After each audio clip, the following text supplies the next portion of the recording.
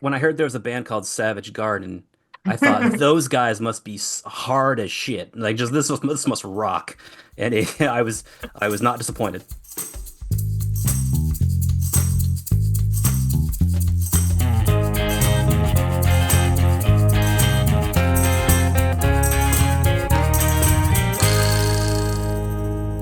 Welcome to the Quicksand Club podcast, the podcast where we discuss every topic worth discussing, one at a time. I'm Spencer Bainbridge, joined by Tavis Kammet. Sunil Patel. Blair Rice. Corinne Santoro. And Puja Tolton. Our topic this episode is cartoons. I'm a child of the 80s where He-Man, Ninja Turtles, G.I. Joe, Transformers. I mean, they were all amazing cartoons. I could talk separately about each of those things. I mean, in Transformers lore, they came to Earth 3 million years ago, which is amazing. It's a history lesson too. It's an educational show as well as entertainment. Very educational. What kind of car is that? Amazing, and its name is Jazz. So, Transformers lore. The invention of cars. Was it sort of a chicken and the egg situation? Like, who did they inspire mankind to invent them? Right, that's a very good question, Puja. So they land on Earth and they exist for 3 million years not doing anything. Megatron also lands on Earth, right? So the good guys and the bad guys, they flee Cybertron, their planet that's just a giant transformer. While Megatron is gone, God, I'm sorry, I'm such a nerd. Shockwave, another Decepticon, becomes the leader of the Decepticons on Cybertron, the home planet, for 3 million years. Are there no then term Megatron limits? wakes up and he's like, Shockwave, do everything I say. And Shockwave is like, okay, Megatron, thanks for coming back. Happy birthdays. It's strange, but I have a lot of respect for Shockwave. Wait, do Transformers live for millions of years? Yeah, isn't How that do they have the weird? memory for that? It's the very first episode.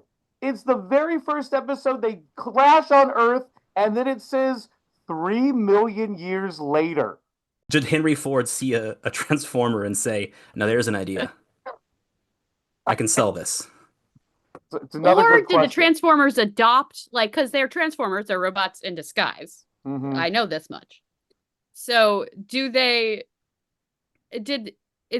adopt the disguise after seeing Cars? They were like, we could do this. That's exactly what happened, Puja. Oh, Exactly okay. what But how are they disguised There we go. before? Were they disguised as like rocks? They were just robots.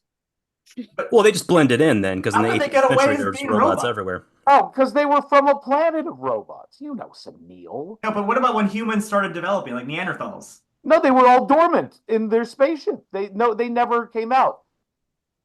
Well, that sounds airtight. And Yeah. I'm satisfied with that explanation.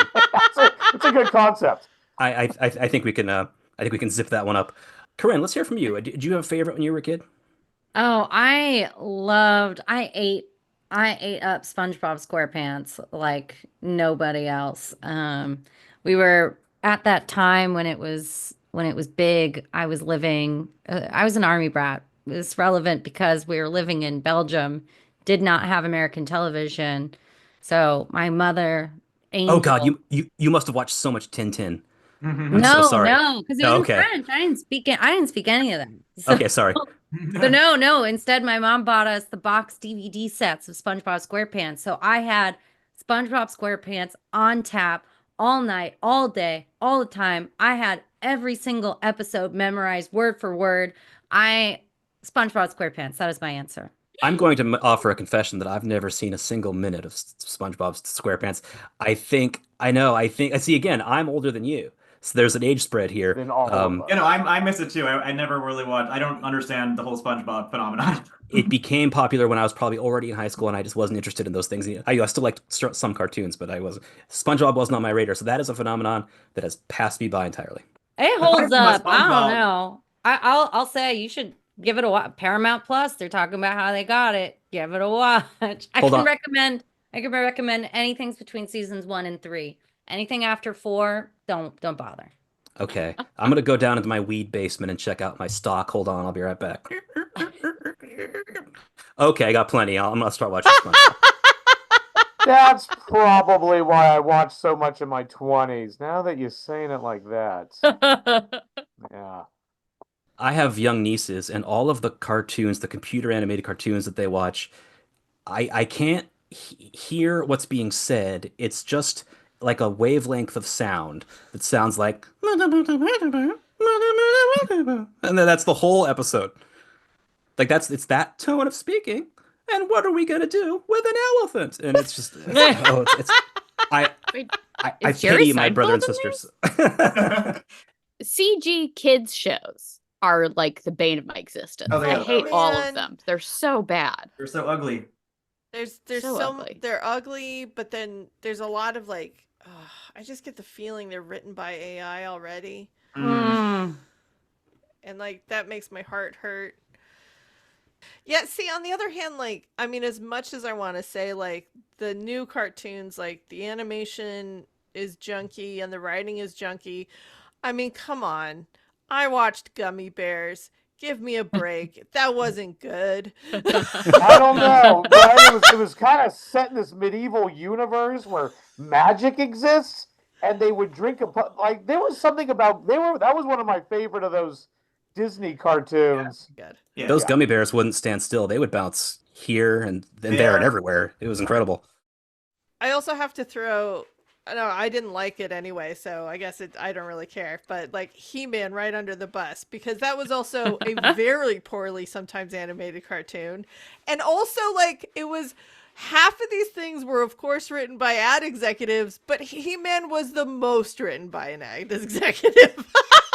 It was literally a dude. He went into a room with a bunch of kids with like this like naked-ish man figure, and this kid was like, "Who's he?" And the guy went, "He-Man," and the kid was like, "Gotcha." And that was how it happened. And like I'm a little angry about it. But And now you he's know, on a sex offender registry.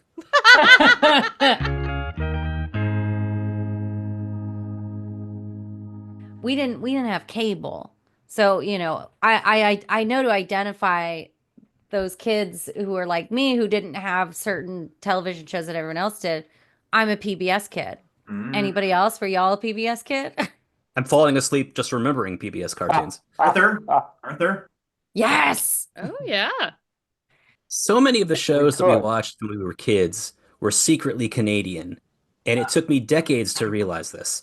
Like you're watching an old Are You Afraid of the Dark, and the kids are like, what is this ghost about? Wait a second.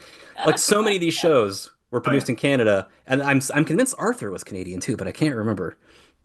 I believe it. Here's a little anecdote. The Simpsons spurred an existential crisis in me when I was like, let's say 10. Do y'all know the Simpsons Hell episode where Homer goes to hell? yeah. And Yes. he's force-fed donots and The Force-fed donuts. yeah. So, I grew up in an interesting like household, hippie parents, very like open, spiritually speaking. I learned about a lot of religions growing up, but wasn't a Christian household. And so hell, I guess I knew about it, but I had never really like wrestled with the concept until watching this episode made me start thinking about like the afterlife really deeply. And I was just like, oh my God, hell's a thing. What? Speaking of the afterlife, cartoons taught me that if you die, your angel will immediately float out of your body into the sky, presumably toward heaven. But if someone grabs it and pulls it down, you're not going to heaven. Yeah, that's been proven. You've also got a harp immediately. That's true. And you automatically know how to And you play know it in how the to play afterlife. harp. Yeah. Yeah. It's something you gain immediately at death. Yep. That happened. Okay, that happened in Roger Rabbit.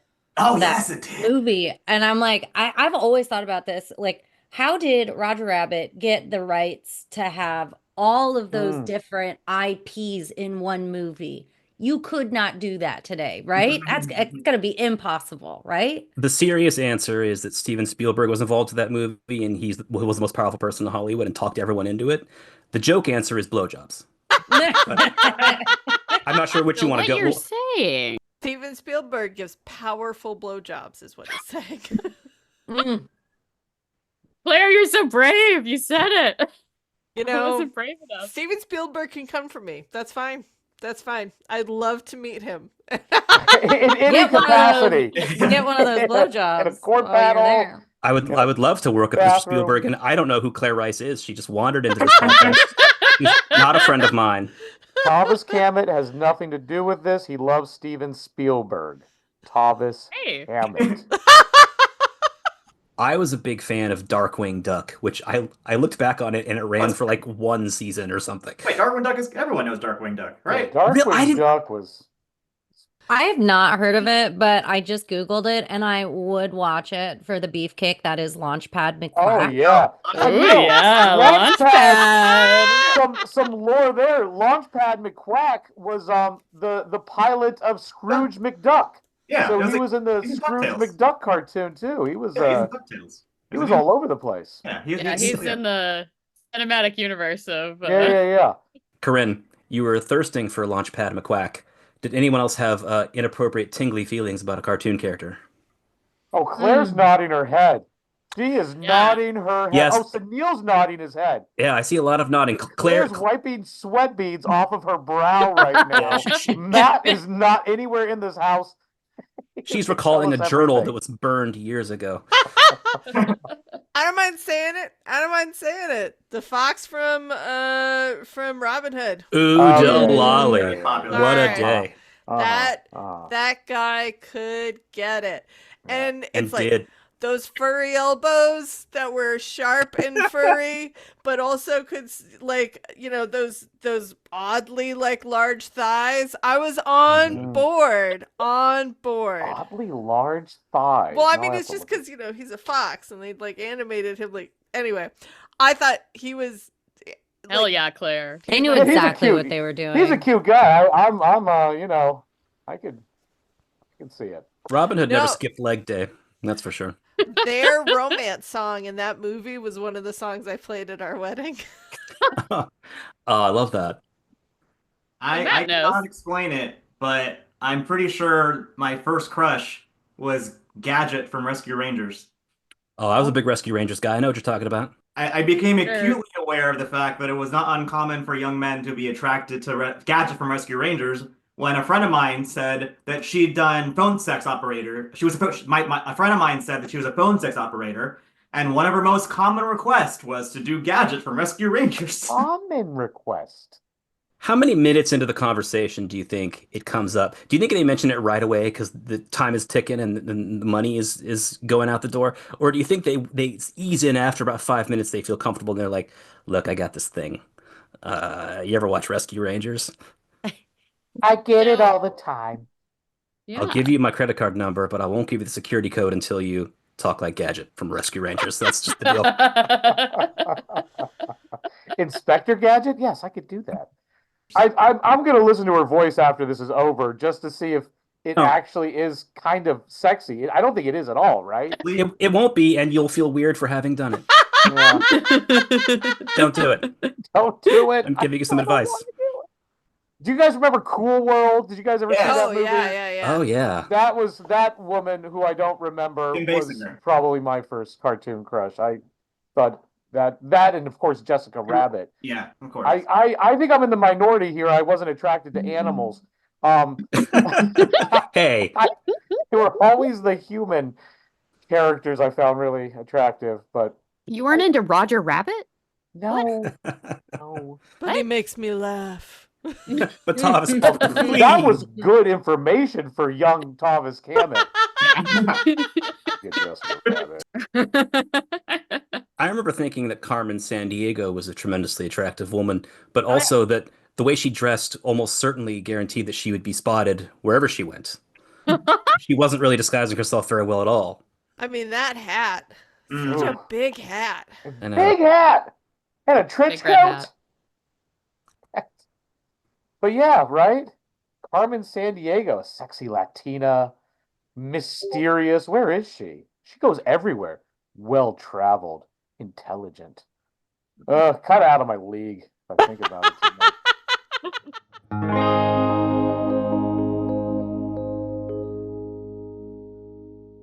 Hi, I'm Amy Klopperman. I'm the host of My Favorite Murgatroyd, the cartoon rewatch podcast where I revisit all your animated favorites and give you the cartoon lore you crave. Ever wonder about the bitchy behind-the-scenes drama between the Flintstones and the Rubbles? Want to hear about Charles Manson's drug-fueled orgies with Smokey Bear? Need a deep dive into when the Japanese Prime Minister denounced Pikachu for giving him a painful 9-hour erection? On My Favorite Murgatroyd, I examine all of this and more. Why did the Jetsons end in a grisly murder-suicide? Was Scrappy-Doo more than bi-curious? Can anyone else hear the filthy messages that Chili Willy sends to me in our secret language? Did you ever notice that Rugrats, spelled backwards, is Stargore, which is the name of the interplanetary demon that lives in my mouth and demands to be fed saltwater chaffies? Did you ever fucking notice that? Join us for nostalgic recaps and fascinating trivia, or just to learn why, if I had the chance, I'd murder Roger and frame Doug. Fuck Doug. My Favorite Murgatroyd. Weekly episodes right here on the Quicksand Club podcast network.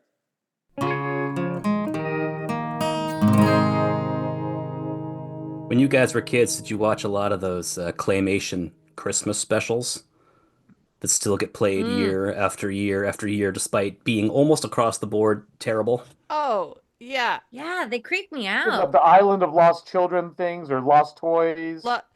I mean, there was a time where there was only 4 channels and most of it had adult content most of the time. Anytime a children's thing came up, you watched it. Yeah. It didn't matter if it was good or bad. You were eyes to the weird Christmas thing that's happening. Does it scare you a little bit? Yes. Is it going to give little Claire horrific nightmares about a snowman yeti thing with sharp teeth that's going to try to kill her and another man who bursts into flames? Yes, but I'm going to watch it. Let's talk a little bit about the history of animation. I was watching some really old cartoons earlier. I'm talking about like Gertie the dinosaur from 1915 or whatever it was. I can't remember. And it occurred to me in really old Disney stuff, it occurred to me that And it was racist? and it was racist.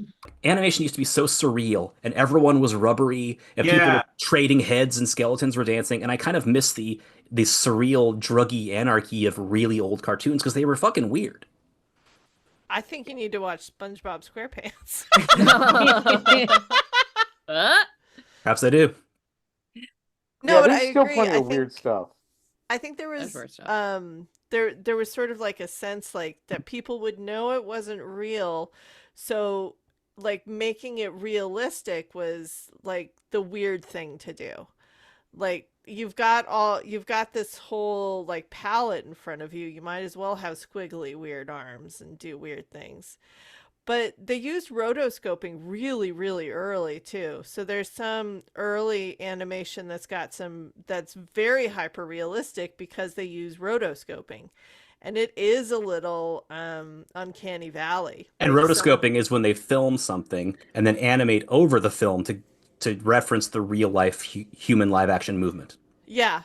So I mean, so some of like the earliest drafts of say Snow White, because they used a lot of rotoscoping for Snow White, like are creepy because they didn't make it cartoony enough. So they pulled back. The motion is so smooth. Yeah, so they pulled back from that a little bit and added on some like sort of it's almost sensory, I want to say, like, so it looks a little bit more cartoony and like because like it had this sort of like itchy uncanny valley feeling. When we were talking rotoscoping, it's funny you mentioned that because I was just watching the Lord of the Rings The Ralph Oh, Bakshi. 70s one, right? first one that Yeah. was animated in like the 80s, and it's creepy stuff. Yeah. It's creepy stuff. But I kind of liked it. It was kind of cool, you know? And then I was really trying to find like the follow-up. I was just trying to see, did they keep up with this rotoscoping animation for the sequels? And no, they went with a regular animation, but somehow got creepier and worse. Do you know what I'm talking about? Oh yes. Oh, of course. growing up, I watched all these crappy Hanna-Barbera cartoons. They weren't all crappy, but a lot of them were. You know, All right, only Scooby-Doo, the three of us are going to be Flintstones, able to talk about this one, Spencer. the Wacky Jets. Races. No, no, those are pretty evergreen. I mean, I think we all There watched was a at least some of those. channel called Boomerang Oh, I when remember. I was a Yeah, kid, yeah, yeah. and it Emphasis has on some boomer. weird Hanna-Barbera cartoons on it.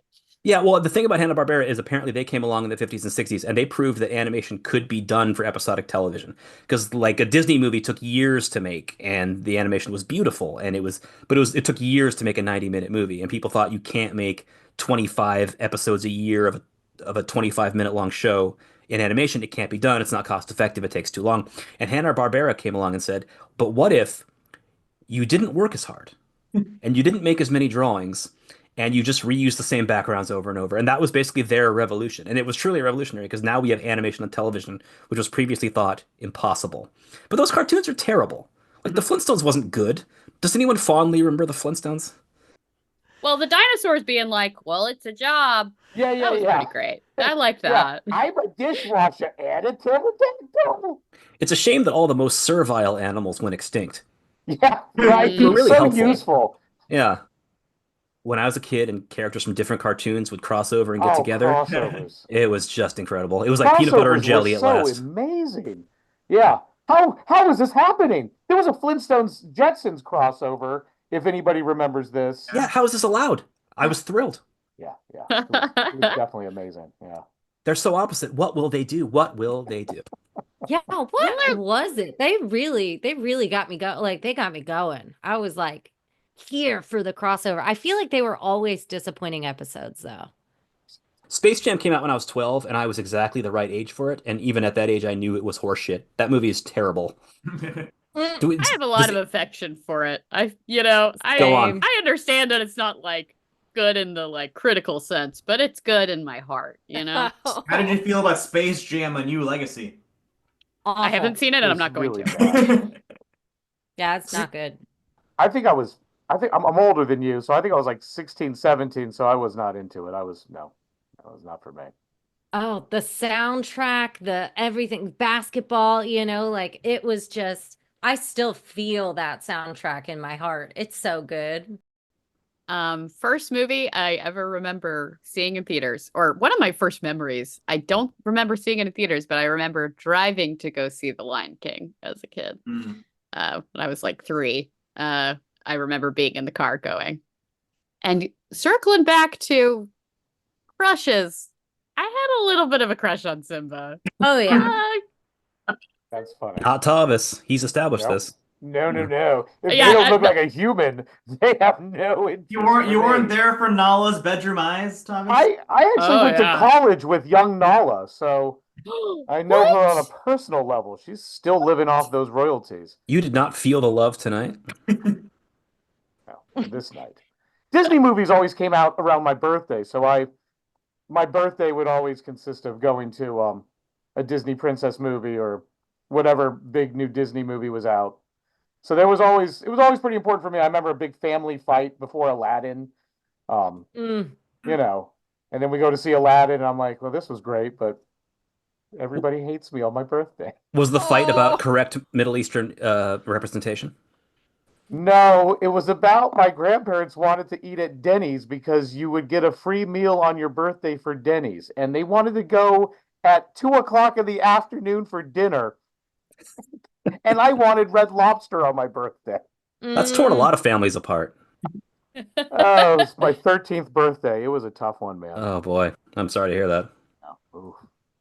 No, Aladdin. I was definitely a Disney Renaissance kid. Like Little Mermaid, Aladdin, Beauty and the Beast, Lion King. Those all sort of compete. Well, actually, for some reason, I don't include Little Mermaid in my top like pantheon. Oh yeah, me too. I don't know why exactly. I mean, I should be into it just as much as the others, but yeah, Aladdin, Beauty and the Beast, Lion King are all sort of my favorite Disney movie at the same time, just because I probably watched them a gazillion times. I just watched Beauty and the Beast a couple weeks ago for the first time since forever, and I was surprised by how much it sort of imprinted into my memory, where I remember basically every frame of that fucking movie, every line, every song, etc., etc. So The movie where everyone in town thinks a girl is weird because she reads. yes. Yeah. And we can all agree with that, right? Yeah, fuck And them readers. And just for the record, Tavis was not attracted to the Beast. Hmm. He's being very But consistent about this. Well, Okay, well, he's bending his rule now. the candlestick. I mean, oh, no animals, but anthropomorphic objects. Thomas, yeah. Those that are on the feels table. different. That feels different. Thomas, we had an entire Literally. I You had an don't- entire conversation with my friend after watching Beauty and the Beast. That feather duster could get it.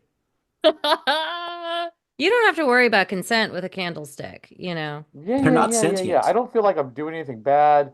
Honestly, now that I've gotten older, I think I'm more attracted to the cupboard. Well, we all mature. Yeah.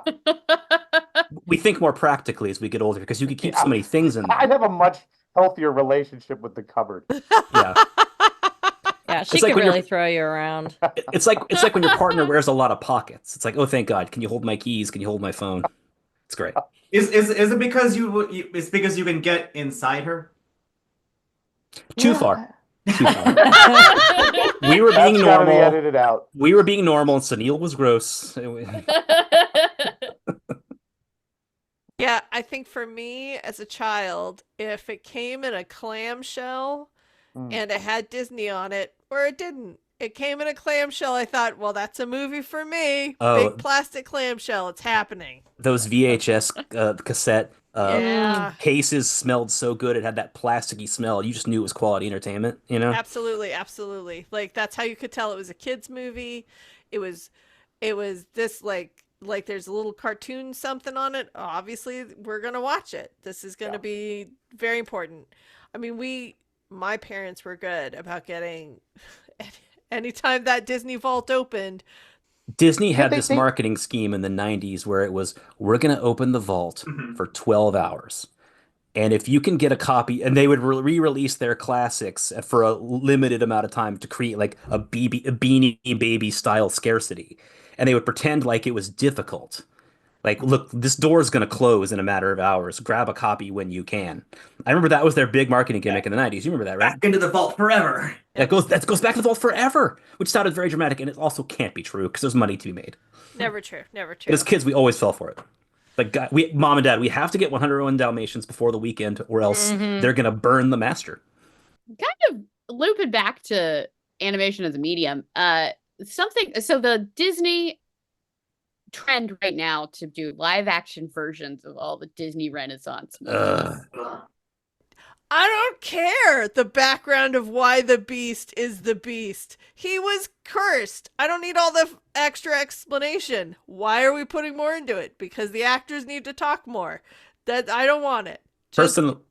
Personally, I want the prequel where we find out how Robin Hood got so hot. Just... It's an unanswered question. It's like, Yes. and talking about animation as a medium, there's a reason why these are animated, and just because they're animated does not mean like they were good already. They're amazing. You Okay. don't need to But remake they them. are still animated, Yeah, is the the thing Lion that gets King me. was Oh, yeah. you know? 100% animated. Yeah. Like the Snow White and the Seven Dwarves, they've animated the dwarves, and Yeah. I'm just like, it's because I think it's got to be because Disney doesn't want to even mess with the gray area of hiring little people because they like don't know like what's okay anymore. So they're just like, oh, we'll just get rid of it entirely and like animate them, which feels a lot grosser to me. Anyway, They also renamed the dwarves magical people for the movie, so they don't have to come Say into the any word dwarf. conflict with them. They named them positive things, so instead of being like dopey and sleepy, they're like assertive and efficient. You know? My junior year of high school, a cartoon came out, The Critic, if you remember this. Critic with rules. I John love Lovitz. the Love critic. the critic. Love the it. critic. But everybody would tell me I reminded them of The Critic. Ah, Of John Lovitz. It And stinks. at 17, 18, when I really was trying hard to be cool and sexy, I went on a date with this girl, and for like the first 20 minutes, all she was saying was, you remind me of something. You remind me of somebody famous. It's like a cartoon or something. And I wouldn't tell her because I kept getting it. And it's really, I have a full head of hair still at 46, a full head of hair. But at high school, I was like 130 pounds. I shouldn't have been compared to John Lovitz. But here I was on a rare date at an ice cream shoppy, and by the end of the date, she got it. She Oh. remembered. It was the critic, and that was one date and done. And you said Oh, jealous. you're not married? Yeah, Jealous. this date stinks. So I she's could like, see in "You're people my thinking youth, you're a I wanted cartoon. the hot characters, right? Right, yeah. I wanted Robin what was Hood. his name again? Corinne. I want the handsome duck man, right? I wanted those guys. yeah, you were really more of a Launchpad McQuack, I but she wanted thought to you be were more of a Launchpad critic. McQuack, Yeah. not John Lovitz in cartoon form.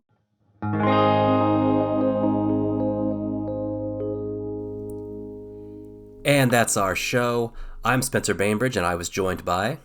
Tavis Kammet, joined by Sunil Patel. Claire Rice. Corinne Santoro. And Puja Tolton. This episode also featured Anna Kritikos. Please join us next time for the Quicksand Club podcast. Uplifting comedy for a slowly sinking world.